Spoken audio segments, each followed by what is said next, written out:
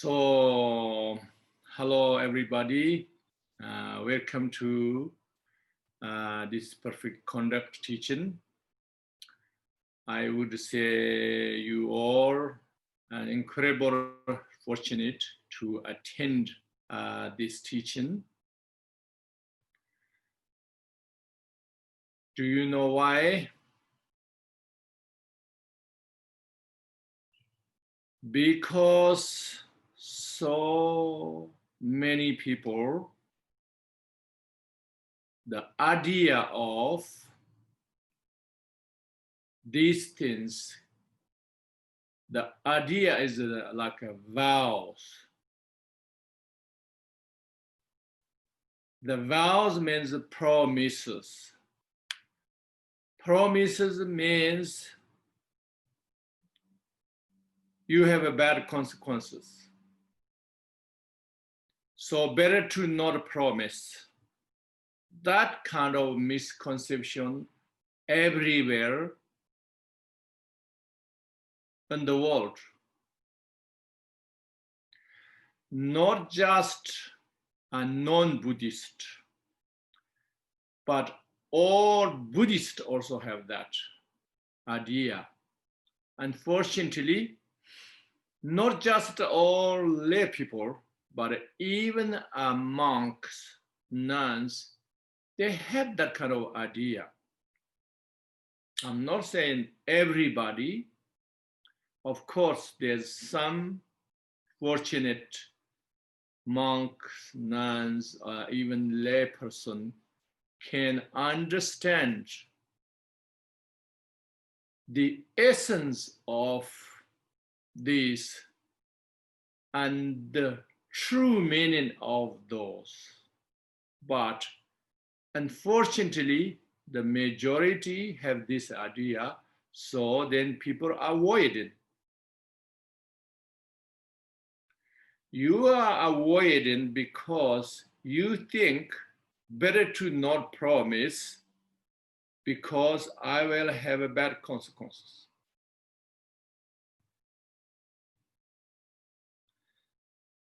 So please keep in this your mind.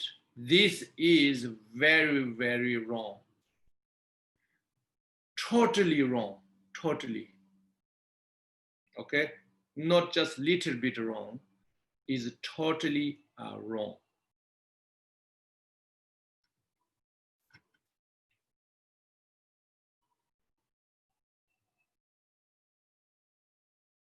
Why is it totally wrong?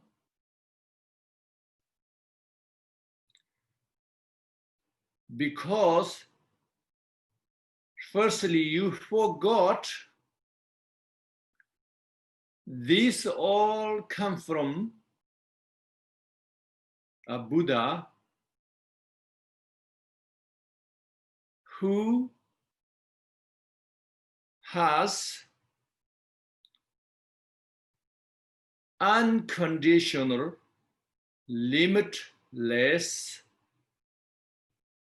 love and compassion for all sentient beings without any bias whatsoever.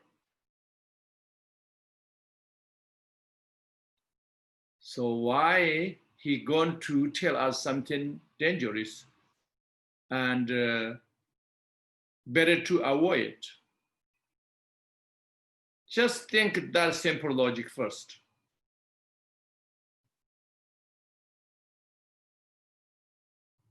Okay? So number one, my essence talk today is that. So you don't forget that. If this point is not clear, you can have question after we finish the talk. Okay?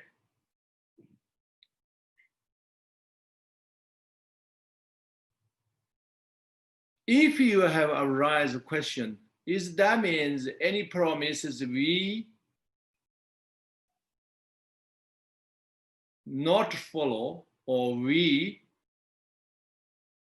forgot to follow, if we have a downfall, if we break it, is that means there is no consequences, are you saying? If you have that question to me, the answer is yes, of course there is consequences. Everything in this universe is about cause and effect, interdependent each other. However, if we focus that is 100% wrong. Why? Because that is we focus in like one leaf of the tree rather than the focus of the whole tree.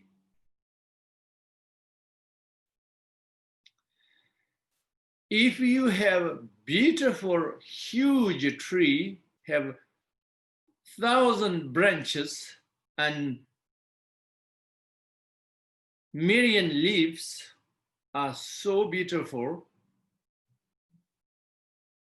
but one leaf is degenerated and ugly. Would you focus the whole tree or you focus one leaf is very bad?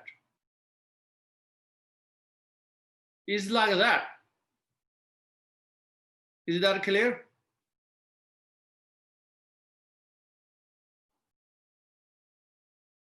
Why? I tell you,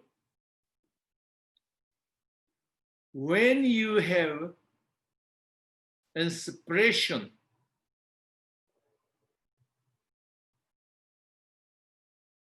to train in enlightenment, so you want to follow the rules. If you have that inspiration, even 1 hour or 1 minute,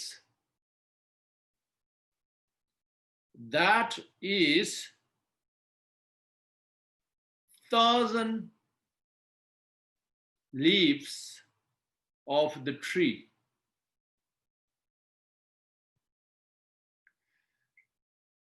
But later on, your limitation, with your limitation,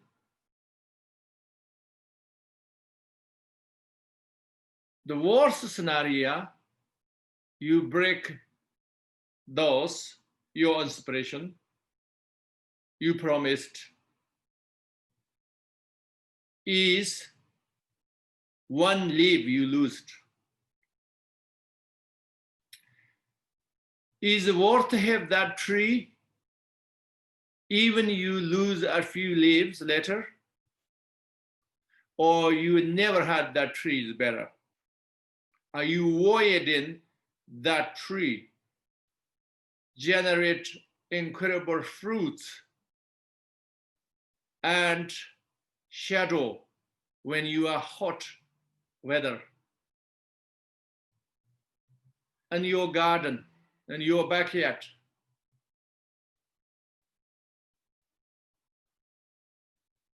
Which one better?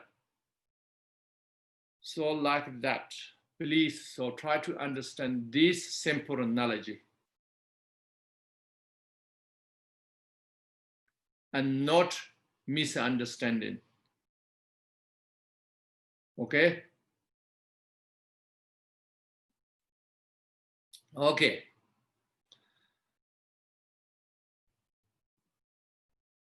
After that, I want to introduce you, according to the Buddha,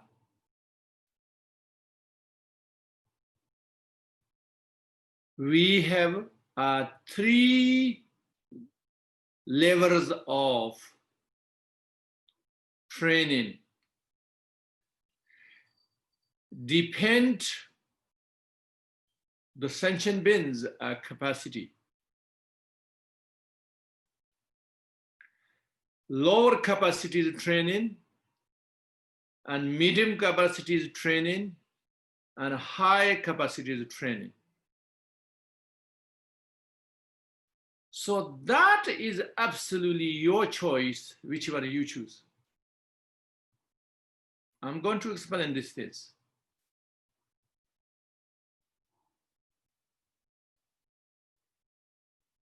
That means choice on the table, you choose which one, you know which one is suitable for you, which one makes sense for you, which one is more inspired for you.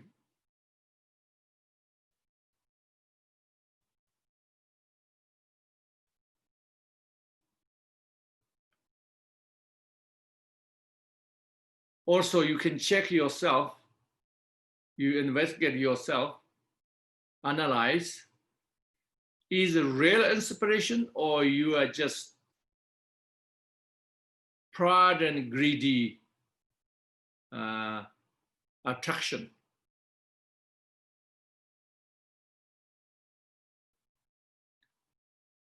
When we are very selfish, greedy,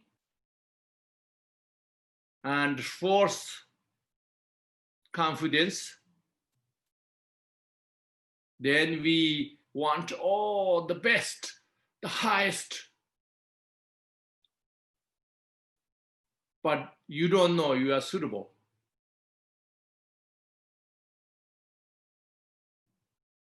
But if it's a rare inspiration and moves your heart, opens your heart, you have to see differences.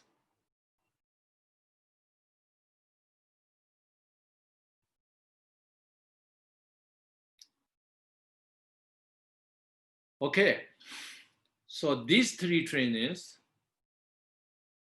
the lowest one we call in Sanskrit Pati Mokshur vows. But actually, vows is not a very good translation. So today I'm going to introduce you another words. You can maybe find a better word later on through my explanation. But I have vocabulary limitation, so I can't find a better one. So what I introduce you today, instead called a law, vows, promises. In Tibetan called Domba. Domba is not translated directly as a vows. Domba means a bandar. Bandar means if you have a bunch of bamboos or bunch of sticks, you need bandar. If you have no bandar, they go everywhere.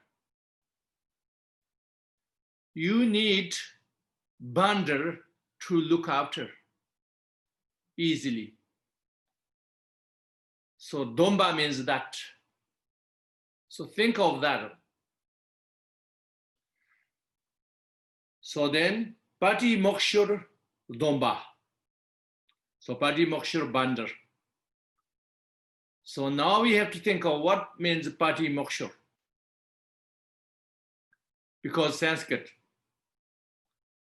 means Sosur Tharva, Tibetan means English in the path of individual liberation. What that mean? Means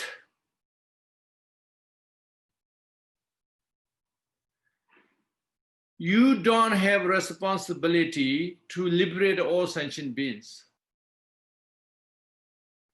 You don't have to liberate all sentient beings. It's not your duty. But you have to liberate yourself.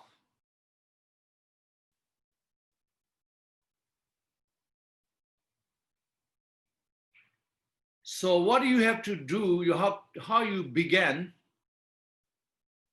you need your training on that path.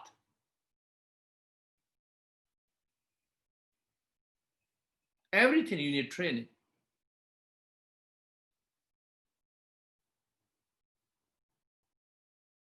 The training are so many teachings, but the essence is you keeping your conduct, not go everywhere like the bunch of sticks, not going everywhere, not losing everywhere, and you band together.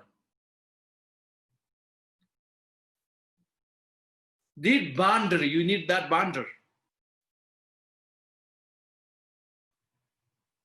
If you want to call that one the vows, fine, up to you. Or you can call boundary, or you can find better words. That's okay. Mainly is for your look after yourself. It is not about a look after your food, your money, your health, your medical care. It is not that kind of narrow view. It's not look after your survivor. Your survivor is included, but not the main focus. Your main focus is your liberation. What does it mean, liberation? Liberation means right now, until now, we have no freedom. What do you mean no freedom? I'm not talking about the political freedom, individual freedom, not talking about that minor things, this small, very incredible small portion of the freedom. I'm not talking about that. Talking about the total freedom. We have no total freedom means we are dominated from the karma. But karma also we created because we didn't have boundaries. So we didn't know what kind of action is good for us, what kind of action bad for us. We didn't know that. So that's why we are under control of the karma. So freedom from the karma is the liberation. That is a total liberation. For this, we need this boundary. Okay? But you don't have to liberate all sentient beings, only yourself. That's why we call Pati Moksha liberation. Individual liberation path. Individual liberation training. Boundary for individual liberation. You can say many ways. You can say even more, more than what I said. Okay.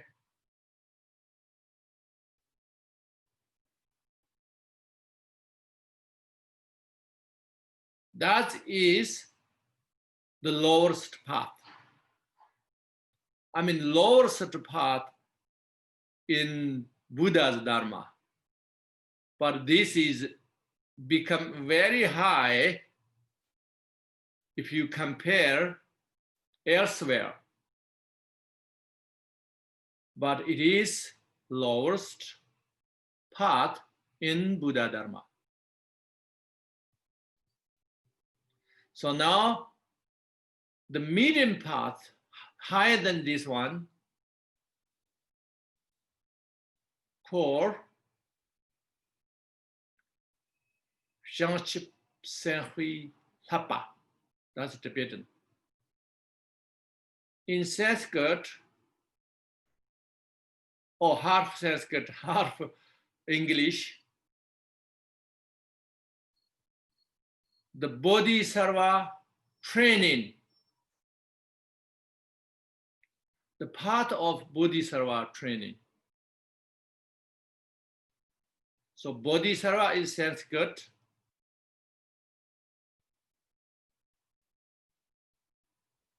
The meaning, Tibetans say, Shangchip Sem Hua. Bodhisattva, Sanskrit. Tibetans say, Shangchip Sem Hua. Shangchip means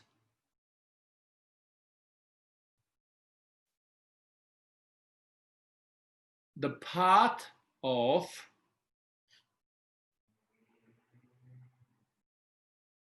total training, total accomplishment, part of total accomplishment. Simple way. But Senhua means warrior mind. Or you can say compassionate warrior mind.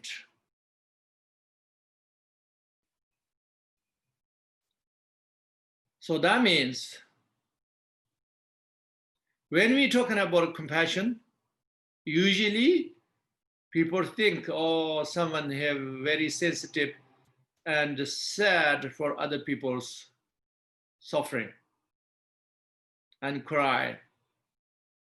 Oh, he's so compassionate, so crying all the time for others. She's so compassionate. Yes, that is a little portion of compassion, yes. But the real compassion means warrior mind. Compassionate warrior mind. What that mean?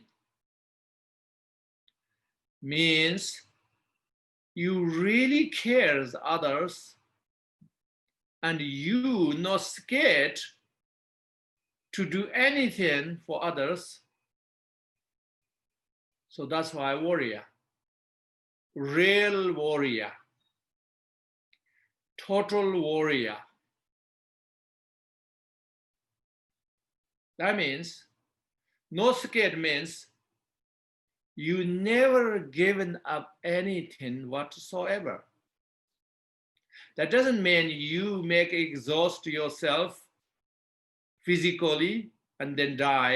It doesn't mean that. But you are wise enough,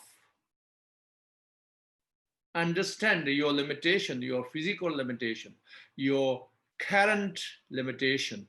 But in your mind, nothing's give up, never a give up.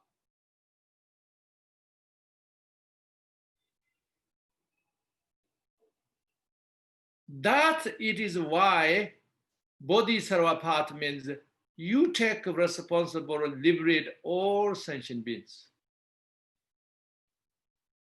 So that sounds like, for some people, maybe sounds like fantasize, not real.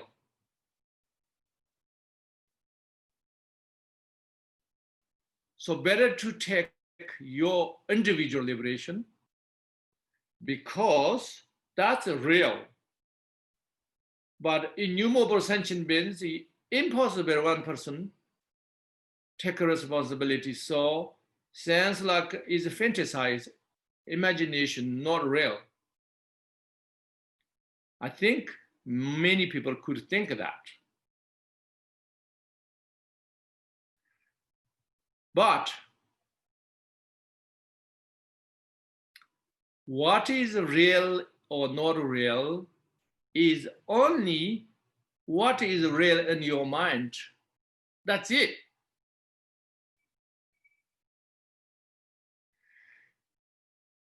Reality, true reality is what is you believe, what is you are unshakable in your mind. That is the reality. Why? Because there is no such thing, one reality for everybody.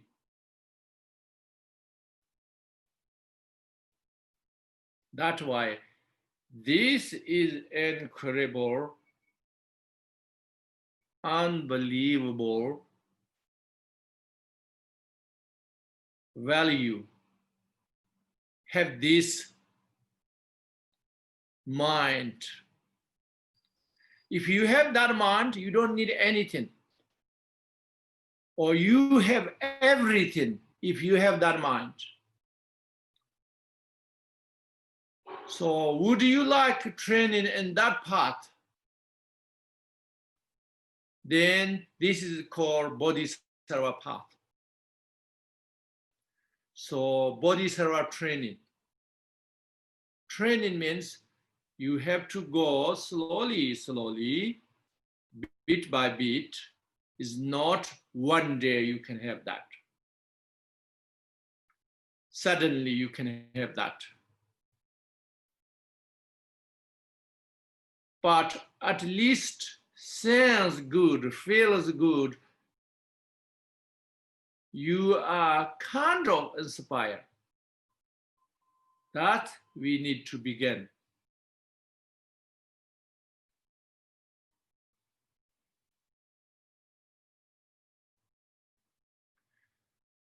So the body moksha we call Domba. Domba is a bandar. Bodhisattva path we call Thapa. Thapa means training. So you see differences, even the names. Okay. Then is there something higher than this? If this Bodhisattva is a path is middle training, even there's something higher? The answer is yes. But the problem is, if you go higher than higher, then you don't see is higher if you are not ready. You say you could find just a little bit silly, and or again like fantasize or something not real, and or strange. You know, I warn you that. Why? Because you are not yet there. That's why I said there is no one reality for everyone. So I warn you that first. And then I'll tell you.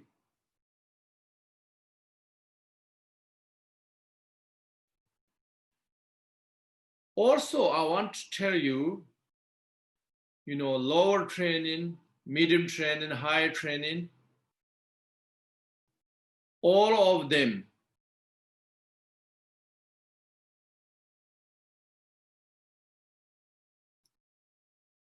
when you have medium training means the lower training already contended. You not lose the lower training and you have only middle training. It's not that. When you are higher training, it doesn't mean lower and medium, you don't have it. They are contended. You didn't lose nothing, zero.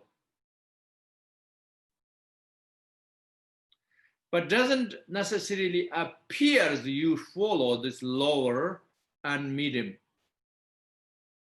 Doesn't appear.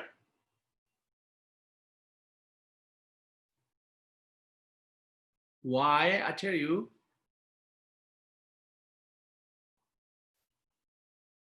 Something very analogous, very easy analogy.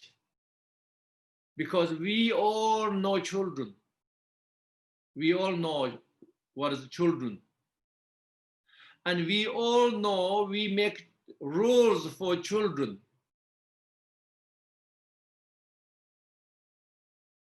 Something we don't follow.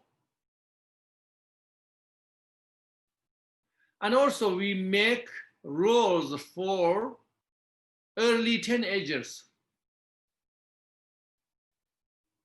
Something the parents don't have to follow.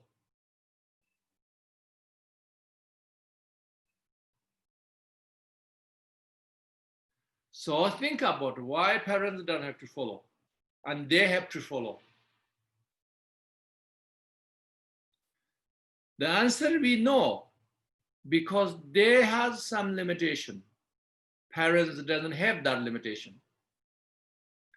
Those only we make them rules, not other reason.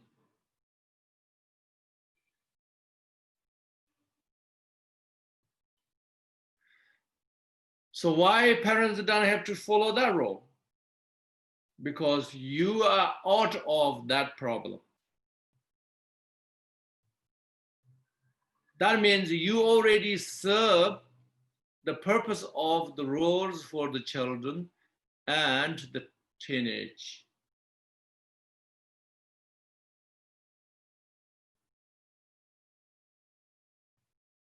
Same thing. The higher trainings not contradicting the lower trainings, but all the rules and trainings have purpose.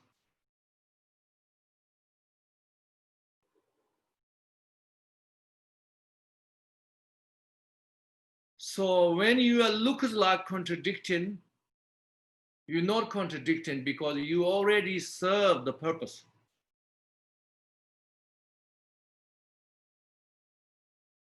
So when we making the rules for purpose, but you already have that purpose, then the rules useless, right? We know that.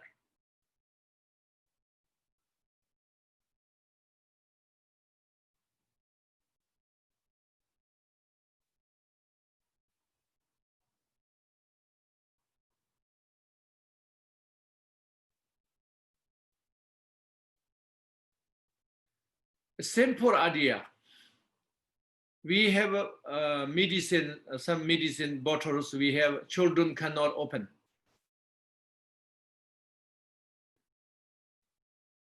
But why? Because children don't know this is poison. If you eat too much. But when children knows that, then you can teach them how to open that. You don't need a rule. Same thing.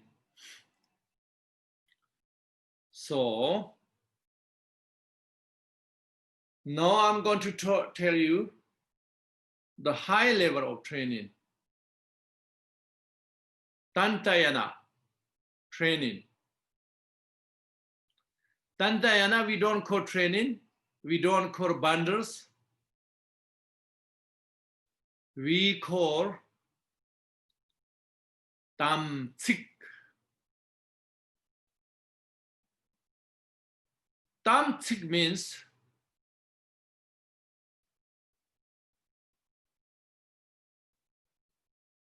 very serious. Sik means the consequence is going to burn you.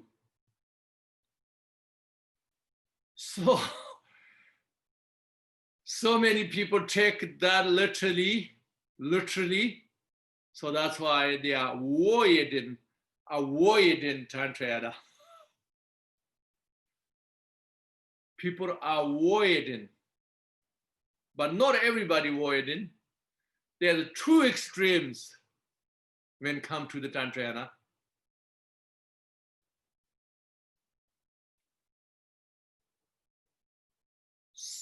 One extreme people avoiding, oh, better to not go to Tantrayana, is terrible, right?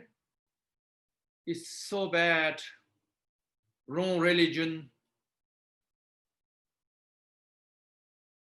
and many, many interpretations, and avoiding, basically.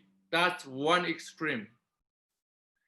The other extreme, I want this Tantra, I want this Tantra, I want this high, and you have no idea what is the Tantrayana, and you have really misconceptions, but like very catchy and how you say, attracted so ideas. So that's why you just want, and consuming, based on selfish and greedy, but you don't know what is the essence, what is training, you don't know. So that's why you go, that kind of people, you go, oh, this empowerment, this, I try to read in these instructions, I try to practice this, and many, many things do, but you get nothing. Then it is dangerous. One day you think, oh, this is all rubbish. If you think that, that is really negative, heavy karma. That's why it really burns you if you think that way. Because you tried everything, didn't work for you. But actually, you not tried everything because you are lost in the branches. You didn't know what the root, and you didn't know what the essence. That's why it's dangerous. It's not dangerous to training. It's not dangerous to entering. It's not dangerous to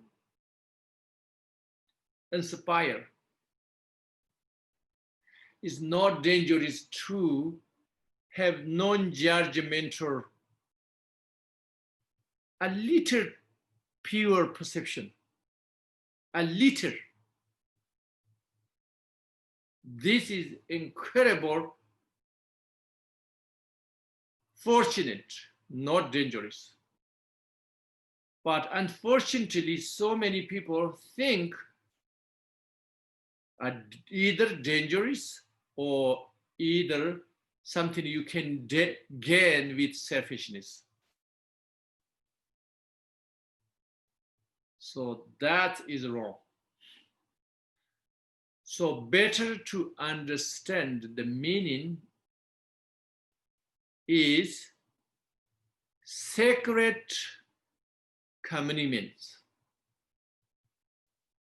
Okay, sacred commandments, holy commandments. You have that commandments because you know how is sacred. That's why voluntarily you have these commandments, not somebody forcing you and let science promise. Otherwise, you have bad consequences. Don't think that way. Think, when I have enough merits from the innumerable my lifetimes, now I inspired the Tantrayana path. I can understand more than common sense, go beyond than common sense. Okay? Very important when you come to the Tantrayana.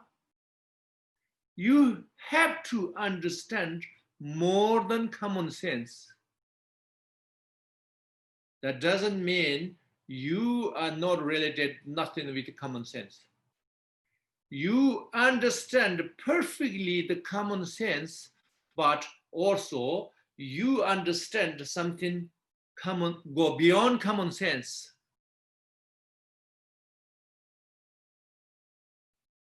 If you are like that, you are fortunate enough to perfect practice Tantrayana.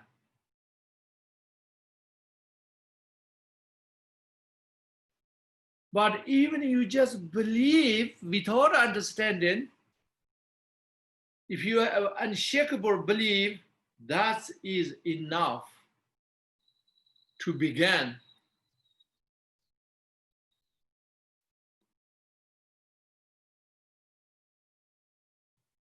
So even you would like to train, even you don't have perfect belief, but you really like that idea, so you want to train yourself in this path, that's also good enough.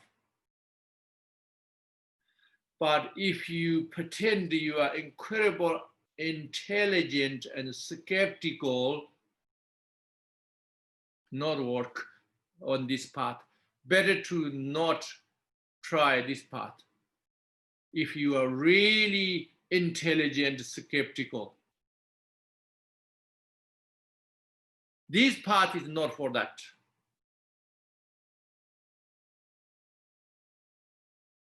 I mean, when I say intelligent, I'm not talking about real intelligent. But you think you are intelligent, but you are not. You might be intelligent for samsara, but that's not enough. That's what I'm talking about. Okay?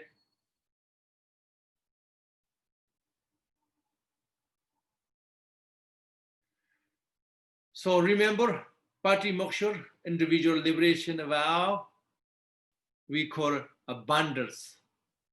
Patimoksha bander. Bodhisattva vow, we don't call vow, we call Bodhisattva training. Tantrayana vow, we don't call a vow, we call sacred commitments. Okay? So try to remember that and why.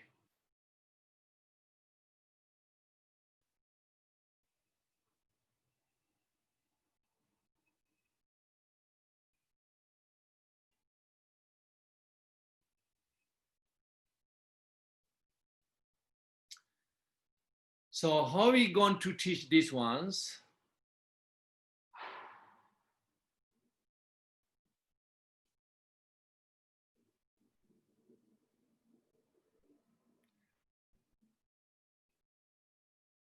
The Patimoksha path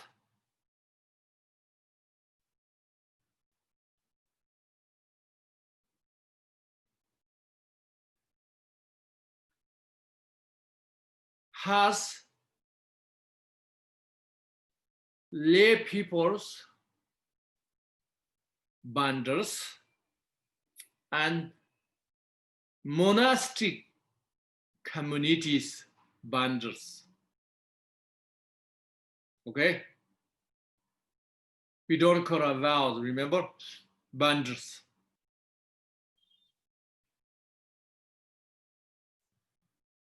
So the most of subject, the most of details of this Patimoksha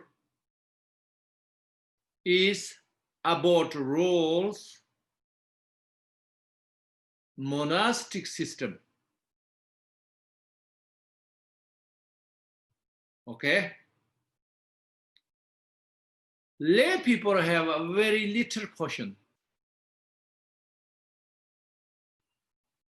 and quite simple.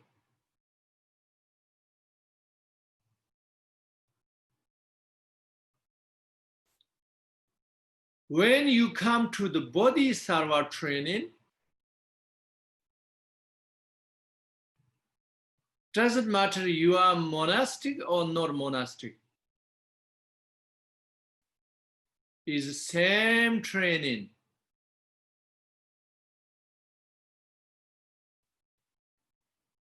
So I would like you are lay people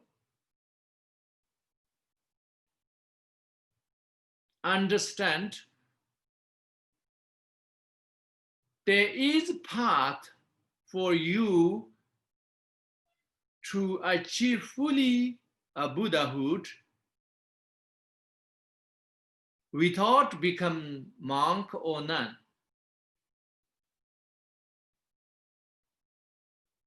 Please try to understand that.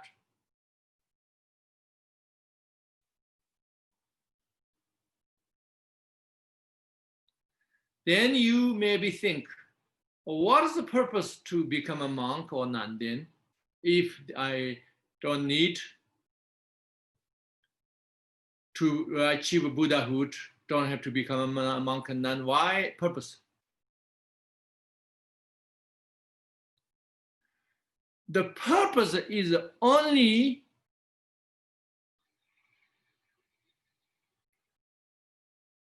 you have less responsible of samsara responsibilities and samsaric distractions.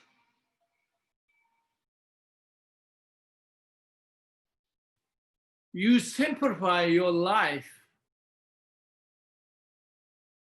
Perhaps you achieve it more faster.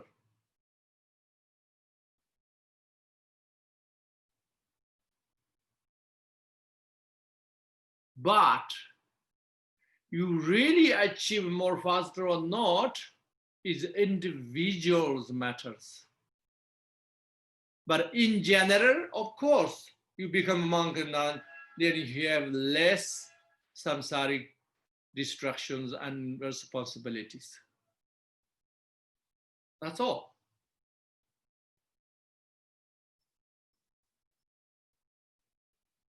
I hope that's clear for you. So many misconceptions around this as well.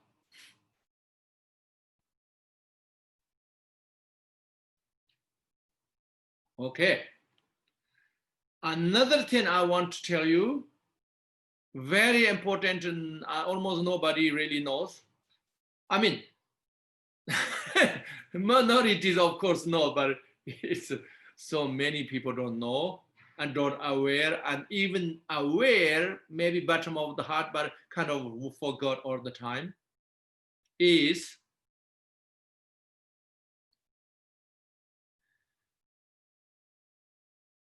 that means all patimokkha, the lower training is about the monastic, is that means the monks and nuns cannot be bodhisattva, cannot be tantrayana practitioner? Doesn't mean that. You become a monk at the same time, you can practice all of them. No problems, no contradictions. Okay?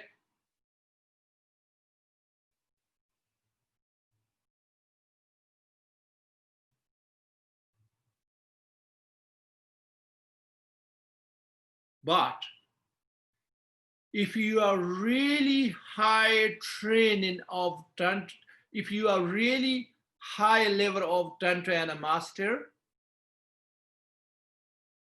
You don't, there is no much reason really you be a monastic life.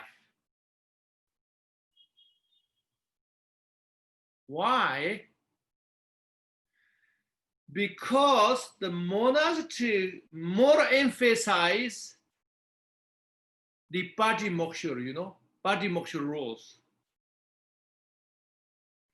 So you go beyond that, so then it's kind of not fitting there. Appears not fitting there.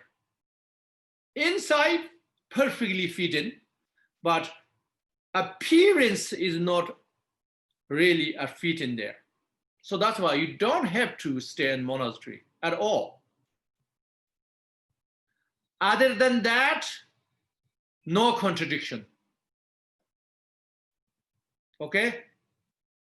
Please understand that. Another thing important to understand,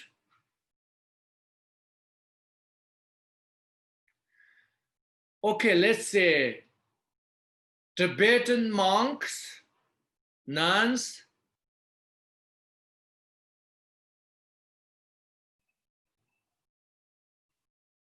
they patimoksha bandhas, we don't call vows, remember, bandhas.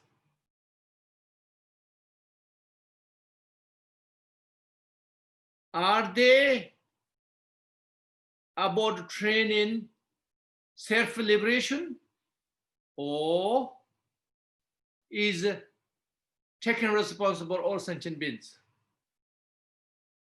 That's also very confusing. If we ask this question, not just you guys, foreigners, I mean, non-Tibetans, non-Buddhist, is something not your culture, you born. But even you ask the Tibetans this, even you many monks, if you ask that, well, the answer is very confusing. So I would like you guys can understand this and not confuse.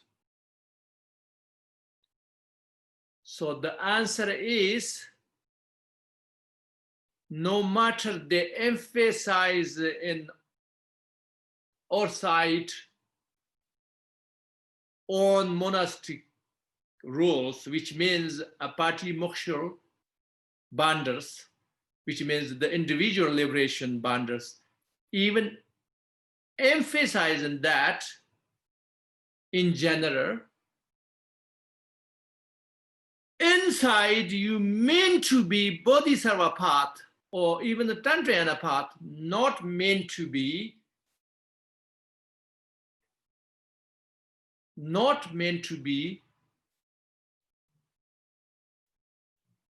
individual liberation path.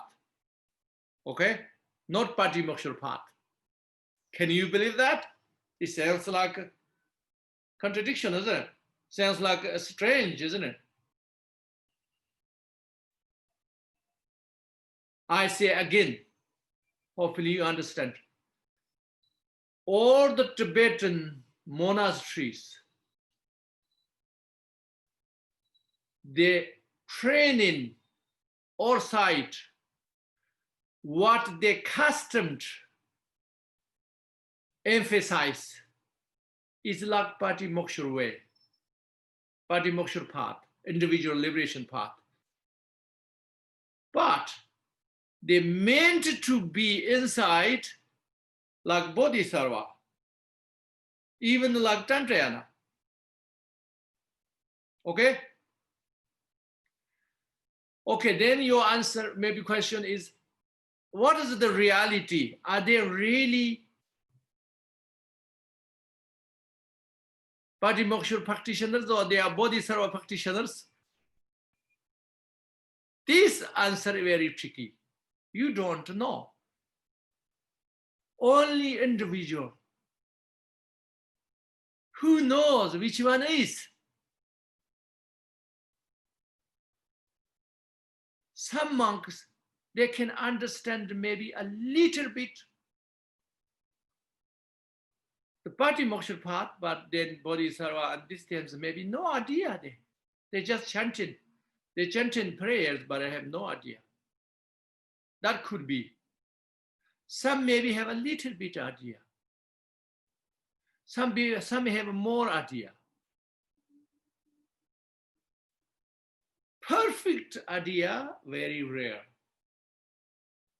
Perfect understand, very rare. So it's very confusing, right? So that's why it's not easy, oh, vegetarian or not vegetarian, or such and such, or some monks, they have wife, some monk doesn't have no wife, some have family, some doesn't have family, These are all appearances. It's not simple. Why? Because you combine these three trainings. Southern Buddhism, Sri Lanka, Burma, Laos, Cambodia, easy, simple. Simple can judge. Why? Because they are purely patimoksha training. Very easy to judge. Almost you can judge through the conduct.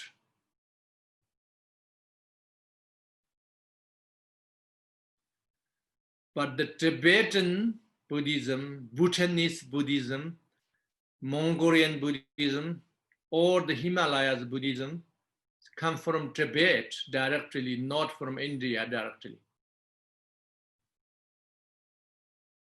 So they are very confused appearance, okay? So I warn you that. So I hope today you attend all, understand this, and you can tell many people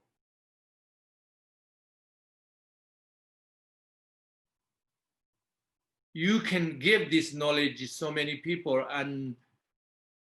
and you can eliminate their confusion.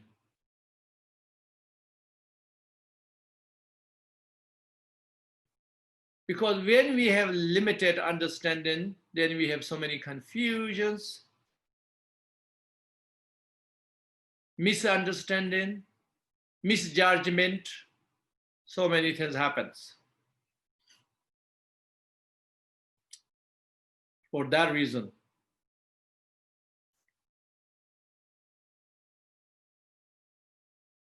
So these things start to make understand, and we continue this course only 6 weeks. So we have far more teachings.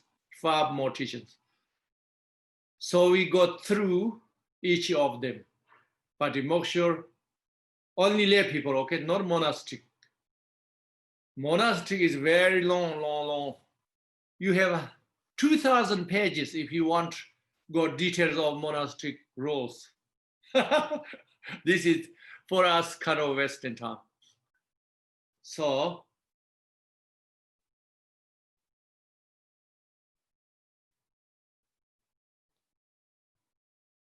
one last thing I want to tell you, what is really benefit to taking this bundle, taking this training, taking these sacred commandments?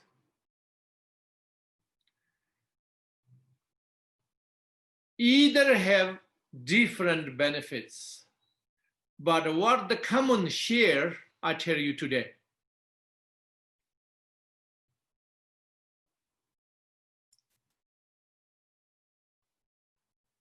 Let's say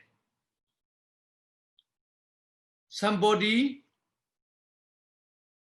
not killing, not stealing, entire their life, not stealing, not killing. But you didn't promise anything. You didn't took any vows. You didn't promise anything. You didn't take a vows. But you never kill. You never steal. And somebody promised not kill and not stealing. What is the difference of the benefits?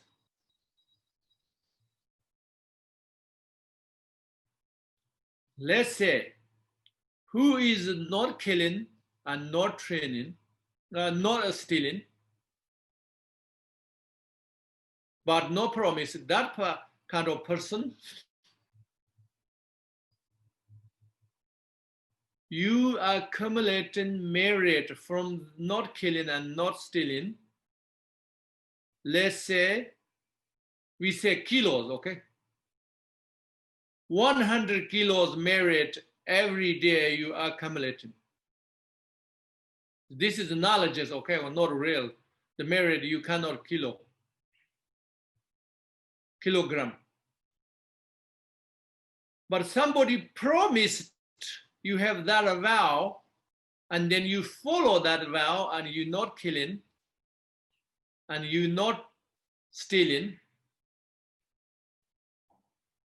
1 million kilograms merit you every day accumulating.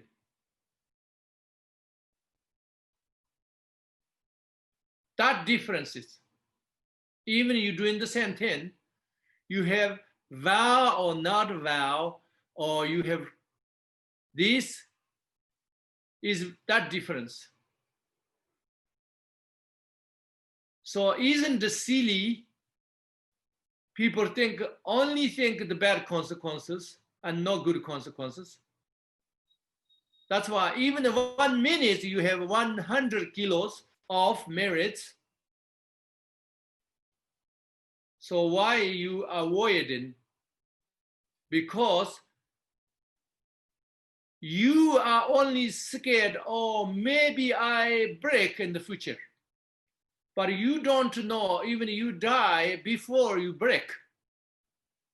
Because the death is absolutely impermanent. You don't know 1 minute can guarantee. So you don't know how long your breaking the vow long or your lifespan long. We don't know. So that's why it's wrong thinking. That's what I want to tell you, okay? One more thing I want to tell you. Even you breaked vow forever and you didn't even fix it, repair it, even that is better than you never took a vow.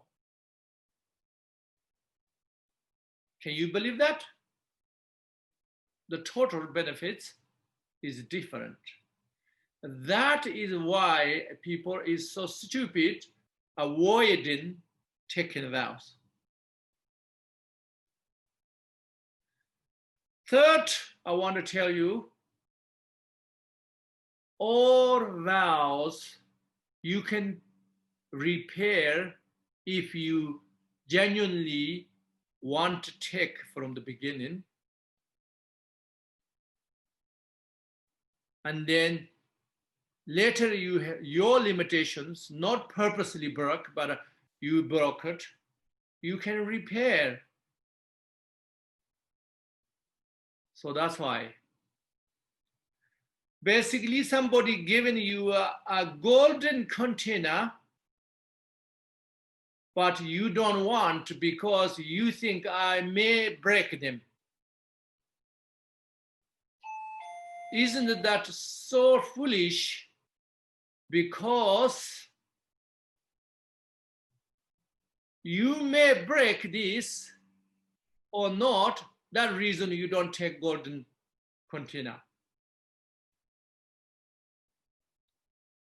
But the golden container, doesn't matter you will break or not break, is incredible worth if you just get it. Okay, somebody knocking me door. I don't know why this meter of this important. So sorry, 1 minute.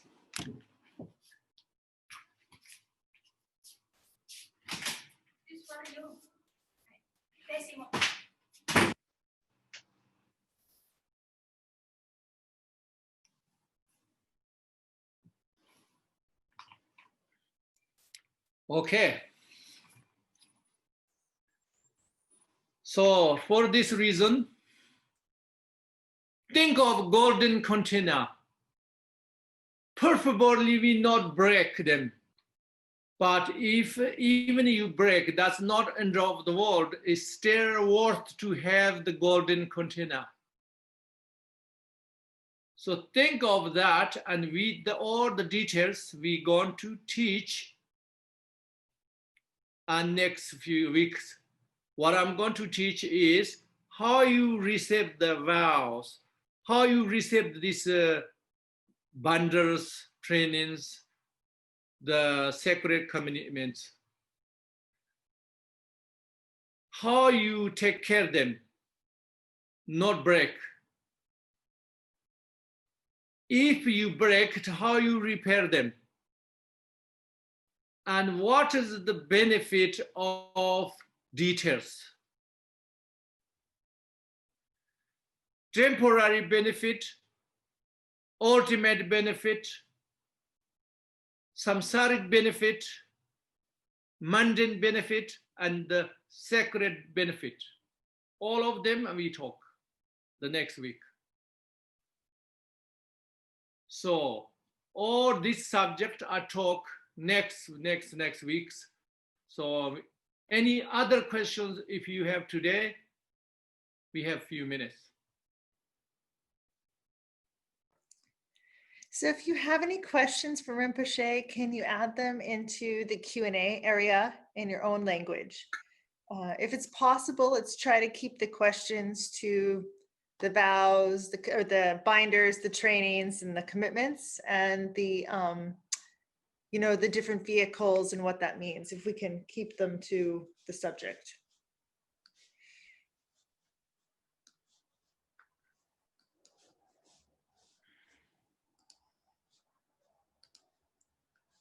Just give everybody a moment, Rinpoche. Yeah. If you have any questions before, everybody ready.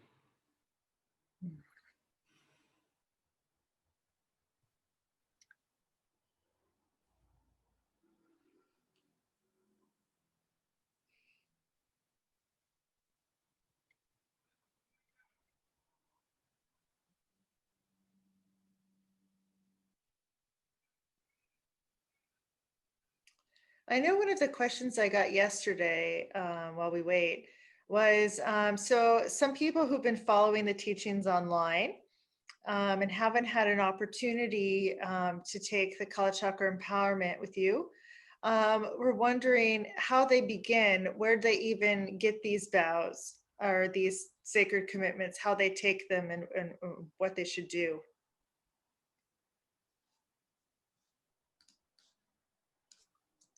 You can take from anybody.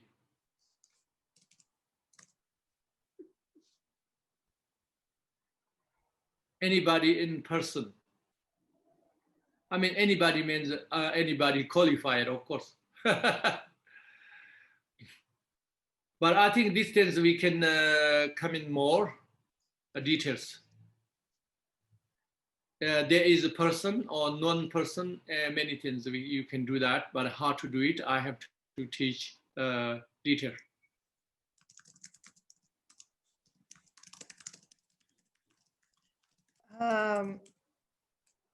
So the next question,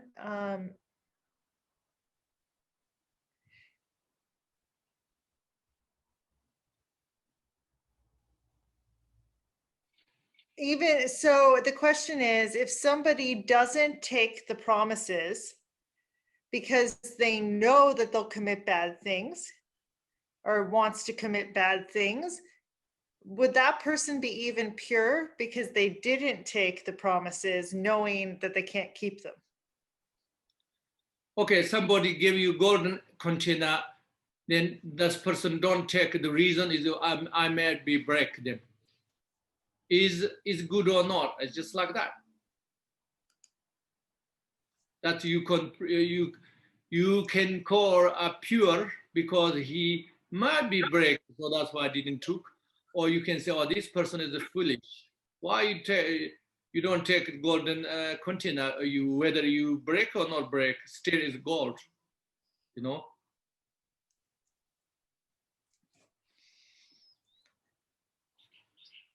Which way I take up to you, depending your understanding.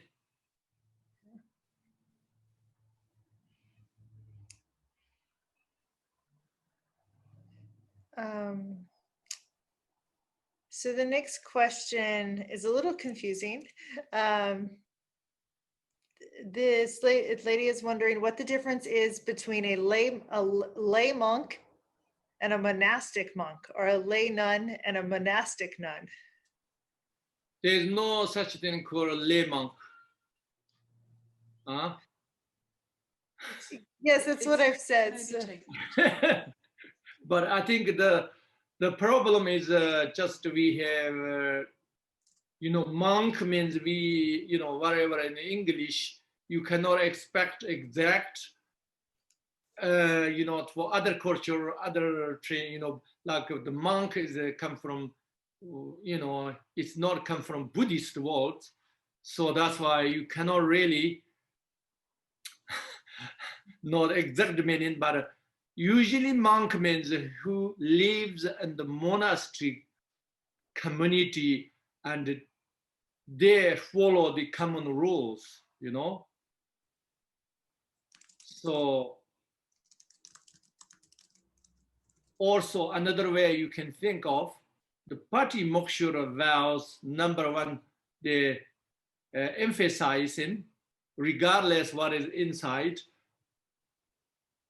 If you that emphasize that, maybe we can call monk. But it's the problem we have to know the words is a different meaning. It's the monk, the translation in English is not come from, Tibetan. So the Tibetan words, monk also not very clear. Why some people call Tawa, and many things, it means nothing. But actually, the original Vinaya, they call Rapshung. Rapshung means you are go beyond the normal people, like normal people means normal like samsara community. You go beyond that, which means you not necessarily 100% go in, from inside, you go 100% necessarily go beyond that, but outside, you definitely go beyond that. That's why Chinese called Chuja. Chuja means left home. You have no home, no family, no nothing. Means that. But there is bigger meaning than that. When we say Rapshung, in Tibetan called Rapshung, means you went excellent more than normal. You can't,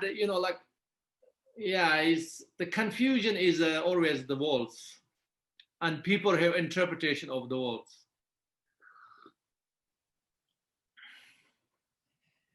Okay, Rinpoche, I know you touched on this, but there is some still confusion. So as lay people, we cannot receive the vows of the monks, only the 5 precepts or 10 merit vows. Is this enough, or do we need to join the Sangha group and complete the vows? I said it, enough. Absolutely enough.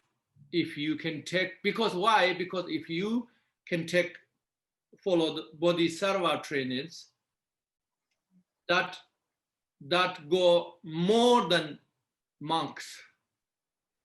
monks, I mean, if it's purely patimoksha, then go more than that. A different way of going. You not go in the same, if you have reached the goal at 3 different roads, you go in different road.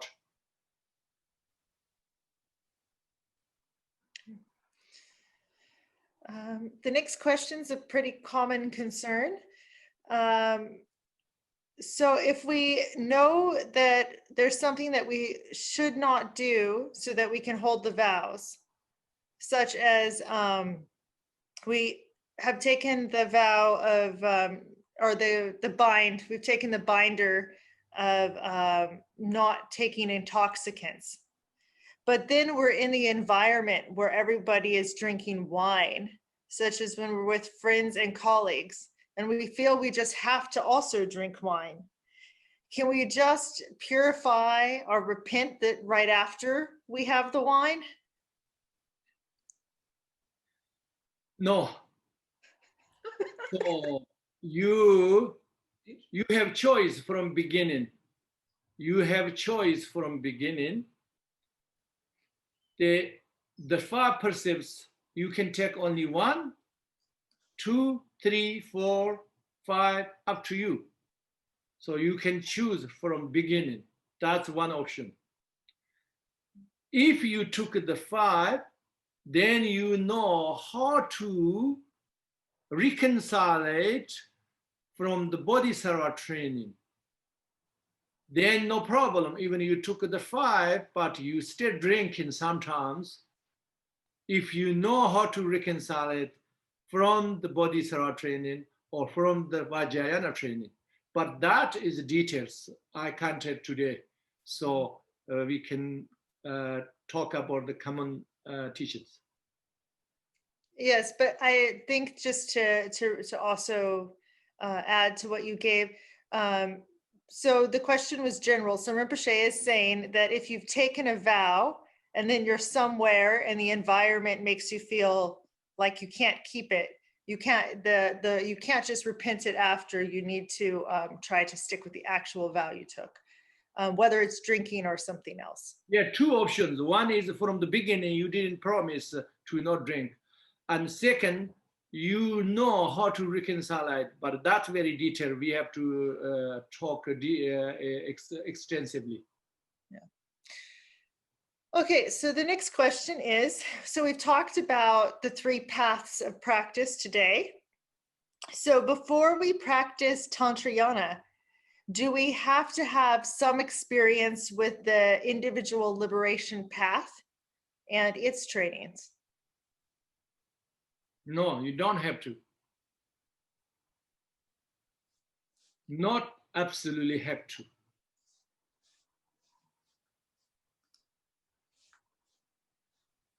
Okay.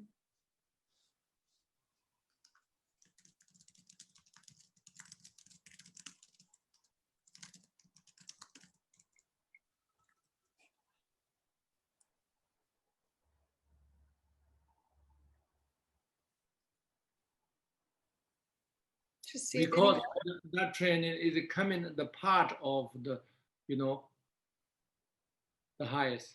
All high levels, remember all high paths that contained the lowers, remember? Okay, finish? Okay, yeah, we're finished with the questions today. Okay, then. Wait, there's one more.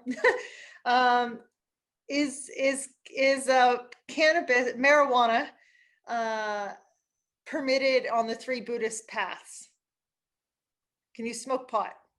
I think the Buddhists making the rules that time. I don't think marijuana even exists, or they didn't mention about at all. And I mean the patimokshas. They didn't mention all the many drugs. They only mentioned alcohol. So, and then we applying the other drug is like more than alcohol. So that's why we understand this, this logic. That's why we're doing. But reality, it seems like not exist at that time.